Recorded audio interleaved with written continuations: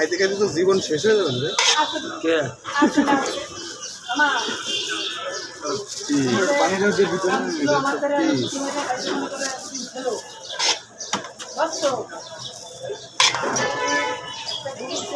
Percent হয়ে গেছে না ভাই? 4% হয়ে গেছে। আমার একটা পুরো মাংস দিলে সমস্যা, 800টা পুরো মাংস দিন, তাও সমস্যা নেই।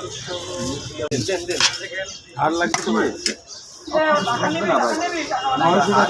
চিকেন নিয়ে আমার কোনো